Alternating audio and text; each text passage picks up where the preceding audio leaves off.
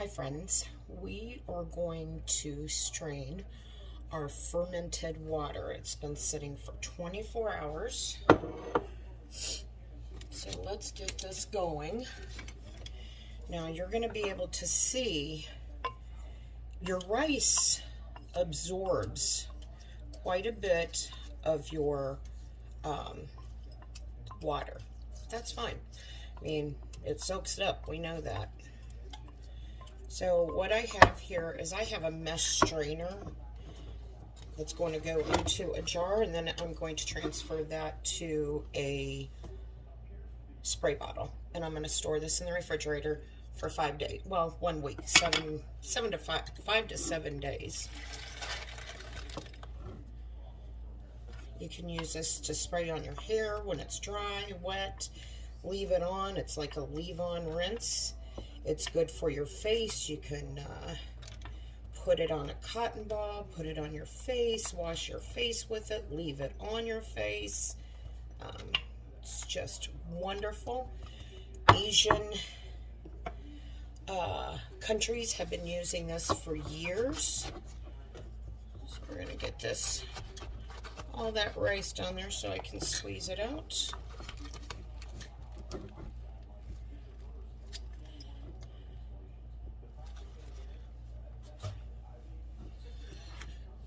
And there we are.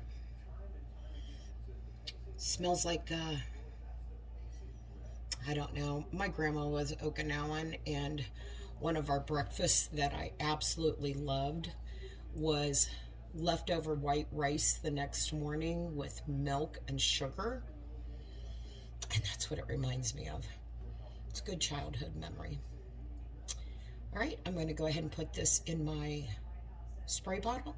It's going in my refrigerator, like I said, a week, 5 to 7 days. You might notice a funky smell starting at 5 days. That means you need to disregard it and start with a new one. Hey friends, so I'm gonna dive into the application and how you can use the fermented rice water.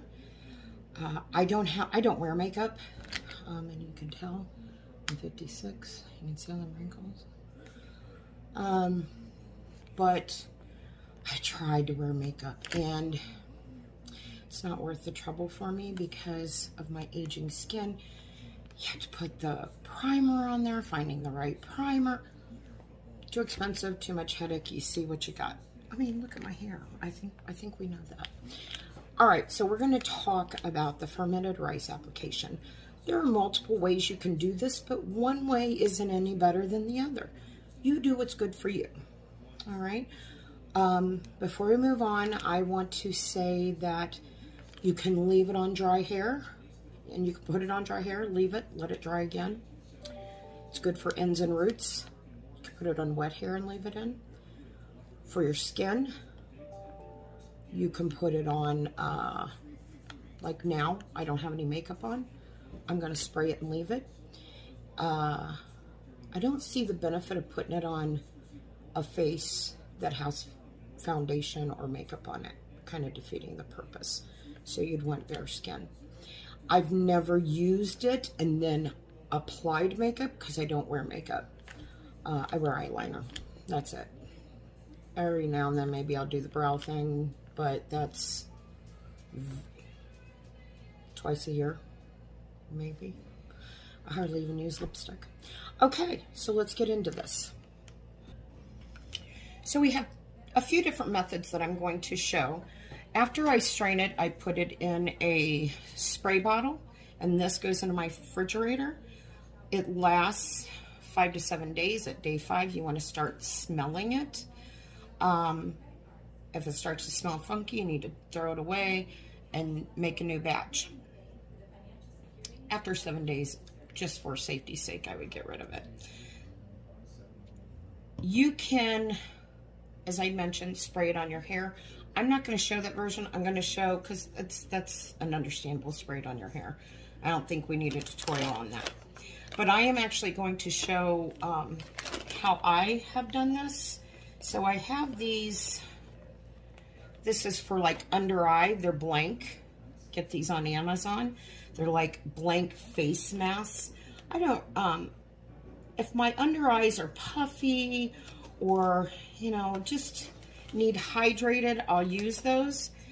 For this, I'm going to show the mask. So here we are with the mask. You've seen those on just regular face masks.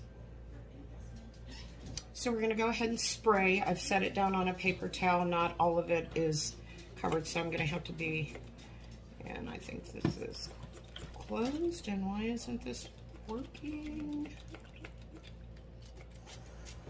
Ooh.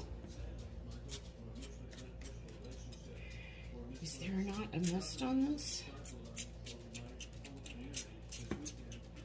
Because it's low in the bottle, it's not going up. So this is what we're going to have to do.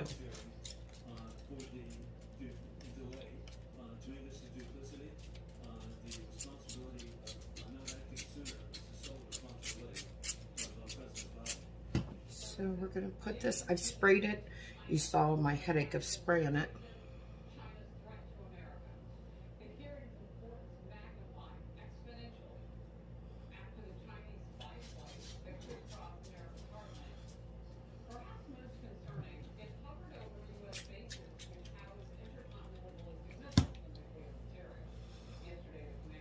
All right, one way.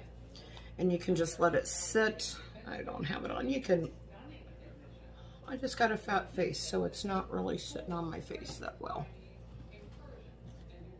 Okay, so then you let it dry. And then you don't have to rinse it off.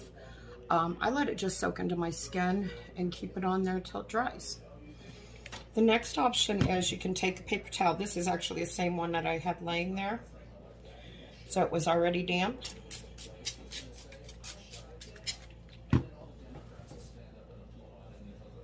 If you don't have the facial mask, and you can just set these on your face and let them dry, or you can just pat it and get all that rice water onto your face and let it, put it on your eyes, under your under eye. Be careful on the skin under your under eye.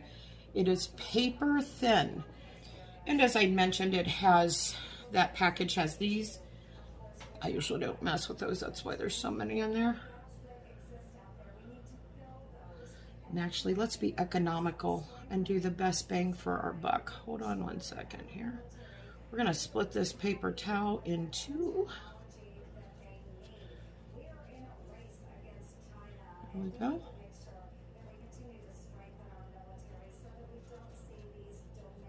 Now, it could look a lot prettier if you're worried about aesthetics. But my under eyes get puffy. You can use cucumbers, but I prefer to use the fermented rice water. You don't feel anything. There's no tingling or anything like that. You could wash with it, rinse your face with it. But because out of one batch, it's not like you're getting a whole lot, I just do it this way. And like I said, you know, I can use the face mask. You can put these onto your face. You can spray it on there and just let it dry like a mister.